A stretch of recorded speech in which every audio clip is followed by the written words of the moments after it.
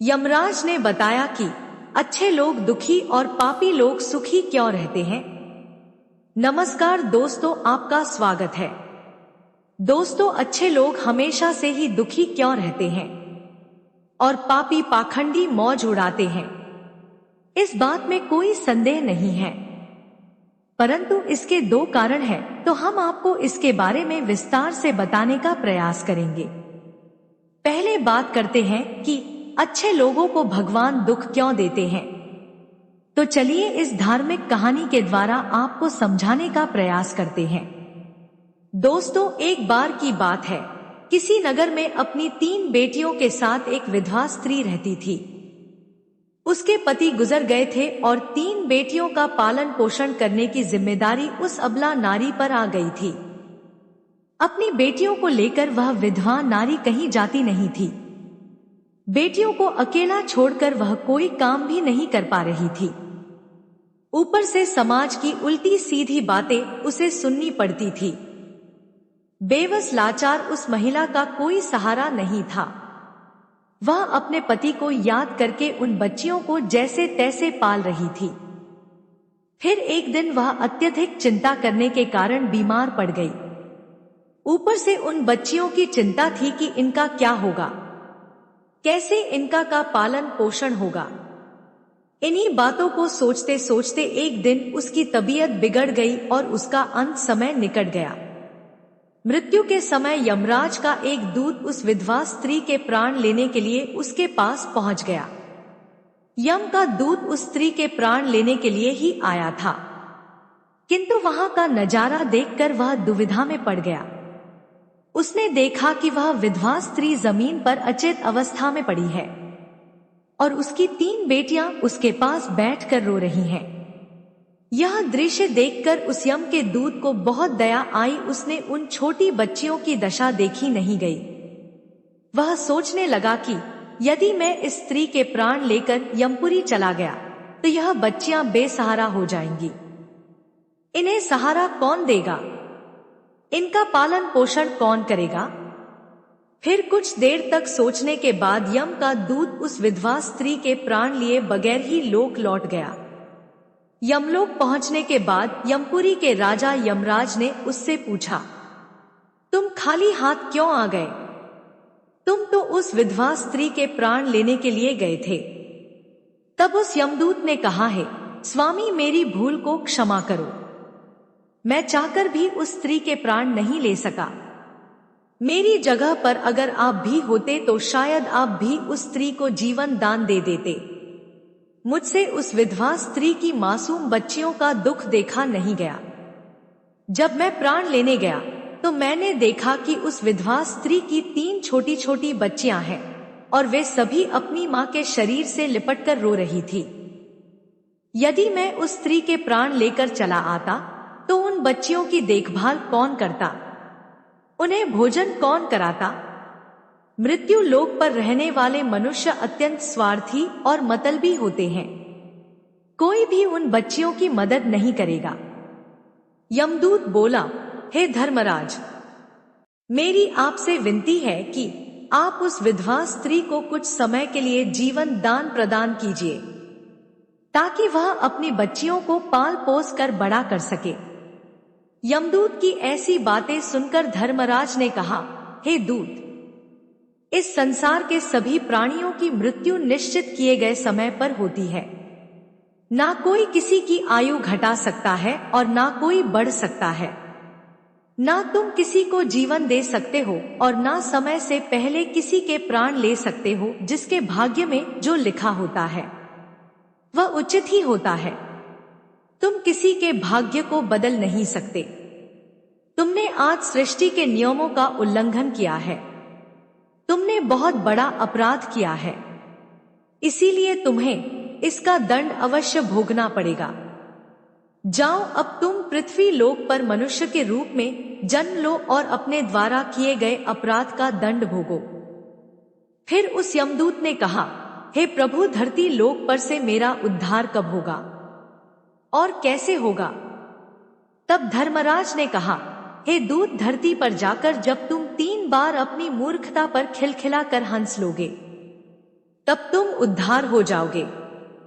दोस्तों, इतना कहकर धर्मराज ने उस दूत को धरती पर धकेल दिया। वह धरती लोक पर मनुष्य शरीर में आ चुका था। उसके शरीर पर वस्त्र नहीं थे। मृत्यु लोक का एक नियम है कि जब कोई मनुष्य जन्म लेता है तो उस समय वह नग्न होता है। इसीलिए वह निर्वस्त्र ही एक सड़क के किनारे ठंड में पड़ा था। फिर वहीं से एक मोची गुजर रहा था। वह मोची ठंड से बचने के लिए अपने बच्चों को कपड़े लेने जा रहा था। रास्ते में ठंड में एक नग्न व्यक्ति को देखकर उसे दया आ गई। उसने अपने बच्चों को तो कपड़े नहीं लिए, लेकिन उस यमदूत को कपड़े और कंबल खरीद कर दे दिए। यमदूत बोला, हे भाई, आपने मुझे कपड़े और कंबल देकर बहुत बड़ा उपकार किया है, पर मेरा ना कोई परिवार है, ना मेरे पास घर है और ना भोजन का कोई साधन है। तब मोची बोला, भाई तुम मेरे साथ चलो, मैं तुम्हें भोजन और काम दिलाता हूं। फिर वह मोची उस यमदूत को लेकर अपने घर पर पहुंच गया। उधर मोची की पत्नी ने देखा कि उसका पति बच्चों के लिए कपड़े लाने गया था, लेकिन लाया तो कुछ नहीं, उल्टा एक आदमी को घर पर लेकर आया है। यह देखकर उसकी पत्नी बहुत गुस्सा हो गई और उस मोची के साथ झगड़ने लगी, उसे भला बुरा कहने लगी। यह देखकर वह यमदूत बहुत जोर जोर से हंस पड़ा। यमदूत को हंसता हुआ देखकर वह मोची बोला, भाई तुम हंस क्यों रहे हो? ऐसा क्या देख लिया आपने? तब वह यमदूत बोला, भाई मेरी हंसी का रहस्य मैं आपको अभी नहीं बता सकता, समय आने पर मैं आपको बता दूंगा। फिर वह यमदूत उस मोची के घर पर रहने लगा और उसने मोची का सारा काम भी सीख लिया। वह यमदूत उस मोची के घर पर काम करने लगा और बहुत सुंदर जूते बनाने लगा। तब से मोची के जूते और चप्पल खूब बिकने लगे। मोची के जूतों की तारीफ पूरे राज्य में होने लगी। मोची भी इससे बहुत अधिक धनवान बन गया। यहाँ तक कि बड़े बड़े राजा महाराजा भी उस मोची के पास से जूते बनाकर लेने लगे। जब से वह यमदूत उसके घर पर आया था, तब से मोची की किस्मत ही चमक गई थी। उसके घर में धन की कोई कमी नहीं रह गई थी। फिर एक दिन अचानक राजा का एक सैनिक चमड़ा लेकर मोची के पास आया और बोला, देखो मोची, हमारे महाराज इसी चमड़े से बने जूते पहनना चाहते हैं। यह चमड़ा बहुत कीमती है, तो इसके ठीक से एक जोड़ी जूते तैयार करके दो। यह चमड़ा बिल्कुल भी खराब नहीं होना चाहिए। ध्यान रहे, इस चमड़े से अच्छे जूते बनाओ। राजा का सैनिक मोची को वह चमड़ा देकर वहां से चला गया। इधर मोची ने भी यमदूत को समझा दिया कि देखो, यह महाराज के जूते हैं, इसमें कोई गलती मत करना। चमड़ा बहुत कीमती है, इसीलिए इसे खराब मत करना। राजा को जूते चाहिए, इसीलिए तुम इसके जूते ही बनवा देना। गलती से यदि चप्पल बना दी तो राजा बहुत गुस्सा हो जाएंगे और हमें कठोर सजा मिलेगी। मोची के इतना समझाने के बावजूद भी उस यमदूत ने जानबूझकर उस चमड़े की चप्पल बना दी। फिर जब उस मोची ने चप्पल देखी तो उसकी सांसें फूलने लगी। वह उस यमदूत को डांटने लगा, यहां तक कि डंडा लेकर उसे मारने के लिए दौड़ा और कहने लगा, अरे मूर्ख, यह तुमने क्या कर दिया? तुम्हें बार बार समझाया था कि इसका जूता बनाना है, लेकिन तुमने इसकी चप्पल बना दी। अब राजा हमें नहीं छोड़ेगा, तू भी मरेगा और तेरे साथ मैं भी मारा जाऊंगा। वह हमारे पूरे परिवार को सूली पर चढ़ा देगा। मोची को अत्यंत दुखी देखकर यमदूत एकदम से खिलखिलाकर हंसने लगा। उसे हंसता देख मोची बोला, अरे मूर्ख आदमी, सारा काम बिगाड़ कर अब हंस रहा है? तब यमदूत ने बोला, वह देखो, जूते लेने के लिए राजा का सैनिक आ रहा है। सैनिक को देखकर मोची के हाथ पैर फूल गए कि अब यह जूते मांगेगा तो मैं कहां से दूंगा। तब तक वह सैनिक पास में आ गया और बोला, हे मोची भाई, कल मैं जो तुम्हें चमड़ा दे गया था उसके जूते मत बनाना, चप्पल बना देना, क्योंकि राजा साहब का देहांत हो गया है और यहाँ की यह प्रथा है कि मरने वाले व्यक्ति को चप्पल पहनाकर अंतिम क्रिया की जाती है।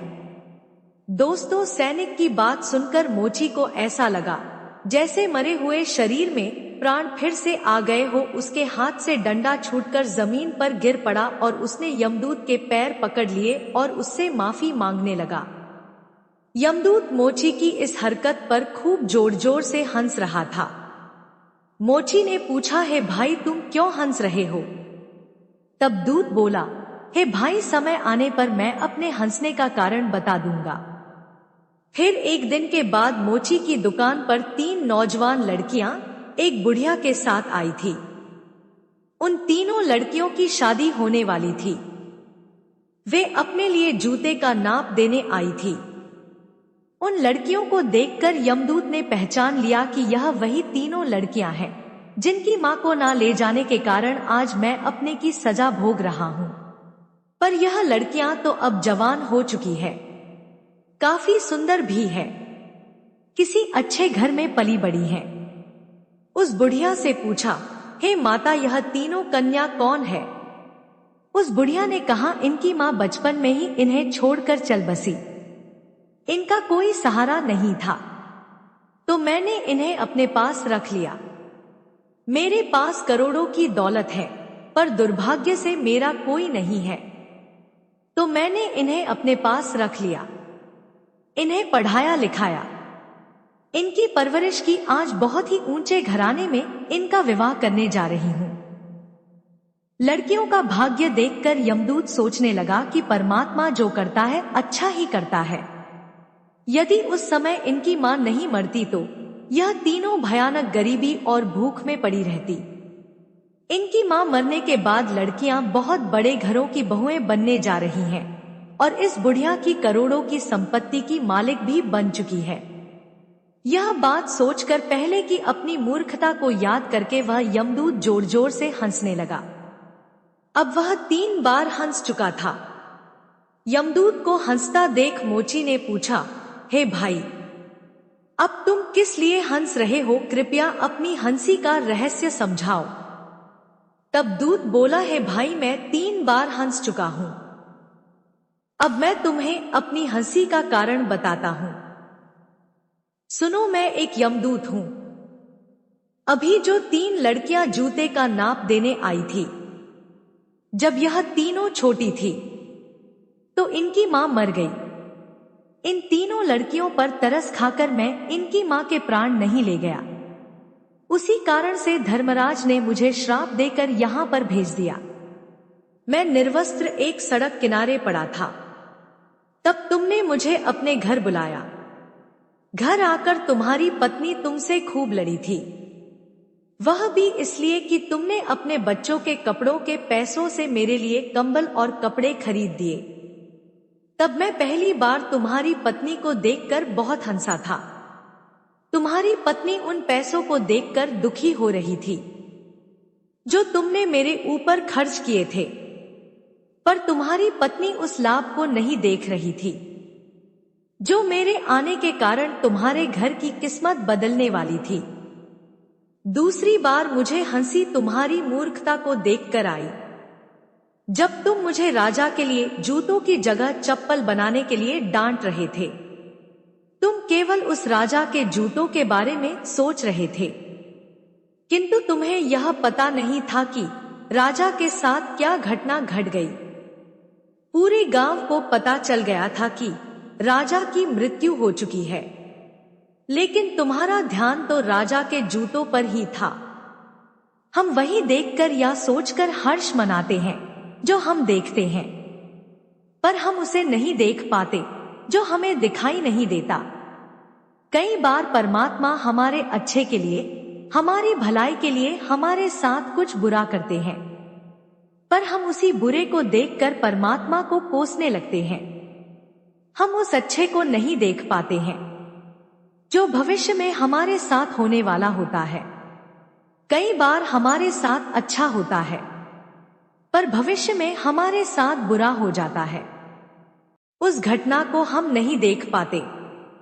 किसी घटना के साथ अच्छा या बुरा दोनों तरह के परिणाम जुड़े हो सकते हैं। हमें हर घटना को समय की होनी समझकर चलना चाहिए। दोस्तों, अब हम आपको बताते हैं कि अच्छे लोग दुखी क्यों रहते हैं। इसके दोनों कारण यही है कि पहले तो अच्छे लोगों के साथ बुरा इसलिए होता है कि बाद में उनके साथ कुछ बहुत अच्छा होने वाला होता है। दूसरा कारण यह होता है कि जब मनुष्य के साथ बुरा होता है तो वह ईश्वर के पास चला जाता है, ईश्वर का नाम स्मरण करता है, जिससे उसके सभी पाप और दोष मिटने लगते हैं। ईश्वर की भक्ति ही मुक्ति का सच्चा मार्ग है, जो कि केवल अच्छे लोगों को ही ईश्वर की भक्ति करने का मौका का बार बार मिलता है। तो दोस्तों, इस प्रकार से वह यमदूत उस मोची को यह सीख देकर वहां से यमलोक चला गया। उम्मीद है आपको यह कथा अच्छी लगी होगी। वीडियो को लाइक जरूर करें और कमेंट में जय श्री कृष्ण अवश्य लिखें। साथ ही चैनल को सब्सक्राइब करें ताकि ऐसी ही आध्यात्मिक जानकारी आपको प्राप्त हो। मिलते हैं अगले वीडियो में। आप सभी का धन्यवाद। राधे राधे।